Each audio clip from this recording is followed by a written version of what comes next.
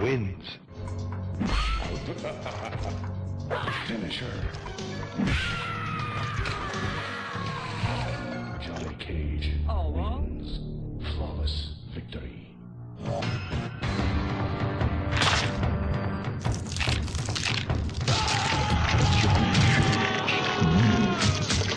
Fatality.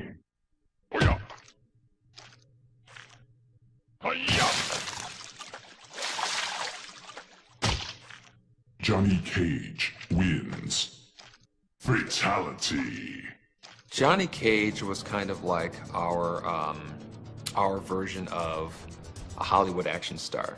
He's the one character not to take too seriously. He's not a brooding hero. He's a, hey kind of hero. He's a Hollywood guy. A lot of flair, a lot of pizzazz, still very skilled martial artist, but put in the situation with all these noble Shaolin monks and Lin Kuei ninjas. Johnny Cage, to me, is almost like the comic relief of Mortal Kombat. He's the actor, so he doesn't take this all as seriously as a Liu Kang or a Raiden or Kung Lao.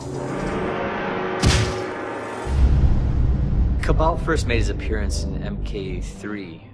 He was originally designed as kind of this nomad, sand person kind of character. Again, we really wanted to create a character that seemed to have a handicap of sorts in terms of he had this breathing apparatus that kept him alive. He still had these incredible powers that none of the other characters had. He had a lot of cool moves. He had this dash, which he would run past a character, spinning him around, and then he could pull off some combos on him. And everybody kind of liked this tornado move where he would run by the opponent and then they would spin like a top and they kind of get a free hit on them. Cabal also had these hook sword weapons that one of the few characters in the 2D games that actually had a weapon in the game. So that kind of made him stand out. He was actually one of the characters that was considered almost too powerful in Mortal Kombat 3.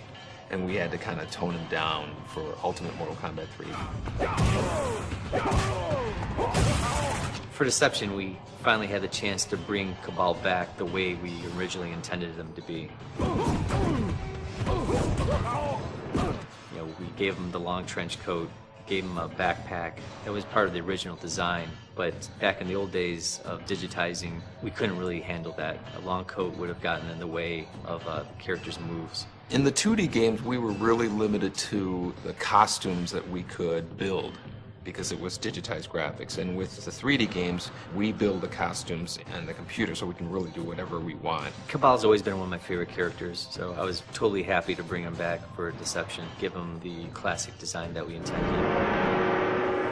My name's Rich DeVizio. I played Kano in Mortal Kombat 1 and Mortal Kombat 3.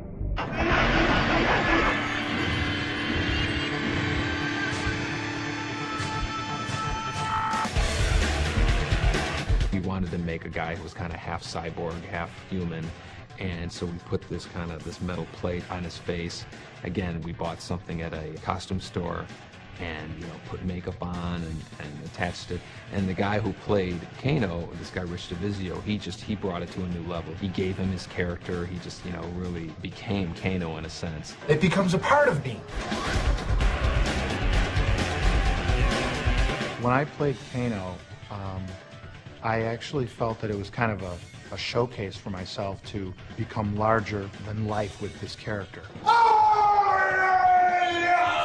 I really believed that I can be this guy, and it worked out very well. It's not hard for me to embrace a character and become it. One of the favorite moves that I like that Kano did was his fatality, and it goes a little something like this.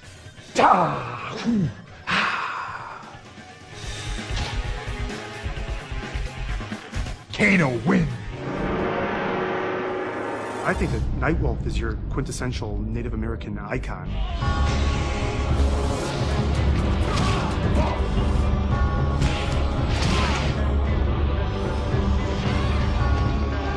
Just a strong, proud person with pride. He's got honor, has rules, but at the same time, he is definitely no pushover. Well, the Nightwolf costume looked a lot better on the drawing than I think it did on me, but we made do. Nightwolf's fatality was holding his tomahawk up to the sky, channeling light through it, right into his enemy for his fight. The favorite character that I played in Mortal Kombat was definitely Quan Chi. Do not fail. We have toyed with the ninja long enough. Quan Chi was a really interesting character because he was created for a game called Mortal Kombat Mythologies. You are responsible for this sorcerer! Which was an adventure game that was being produced at the same time as we were doing Mortal Kombat 4. And so we thought it would be interesting to have him make an appearance in Mortal Kombat 4 as well as Mythologies, even though those two games happen in completely different parts of the Mortal Kombat timeline. Quan Chi is one of the most mystifying characters to me. We really don't know what his origins are other than he's from the Netherrealm and he's part of the Brotherhood of Shadow.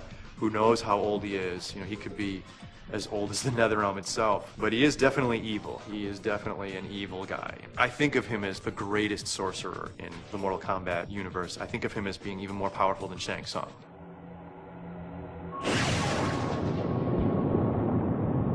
Rich DeVizio was hilarious as Quan Chi.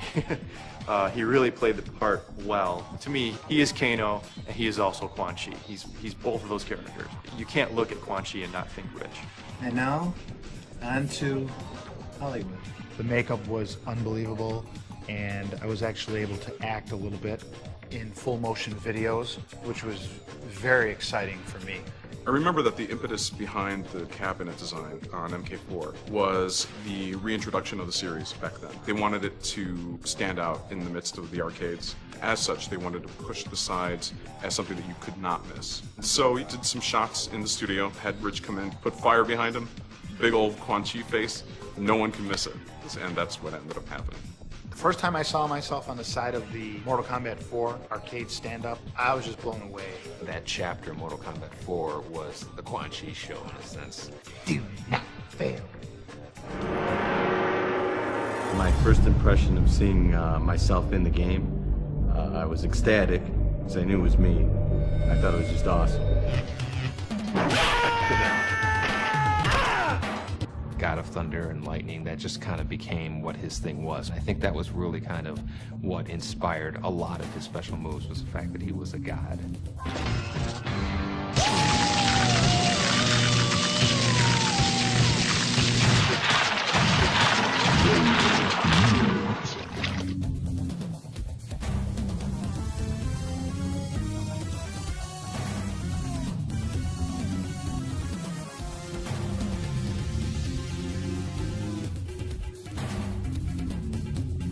In real life, I am a martial arts expert. I've been doing various arts for probably 22 plus years.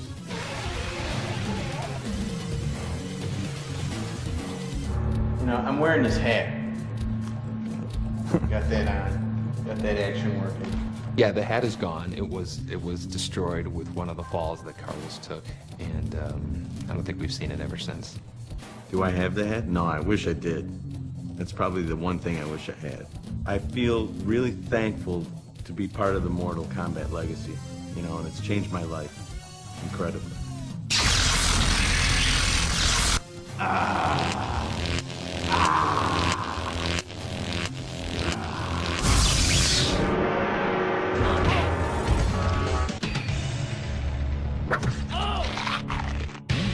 Reptile wins. Fatality.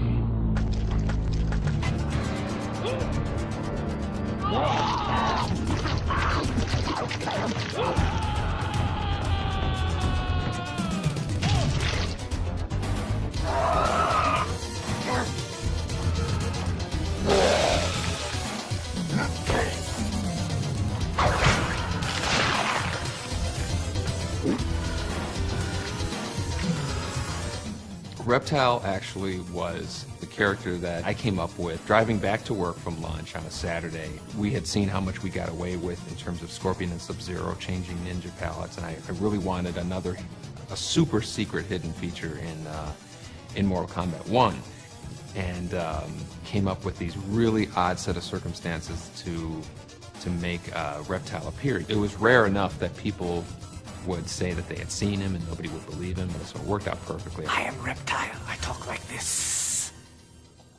And then I have to go like this. Yeah, Reptile, the infamous Green Man. It was another one of those characters where they swap some of the images from one character to another. I saw those moves that they told me to do that were for other characters, like for example the force ball, you know, when I put my hands out and then a big ball comes rolling out. That was for Reptile, but here I had no clue at that time. Reptile wins. Fatality.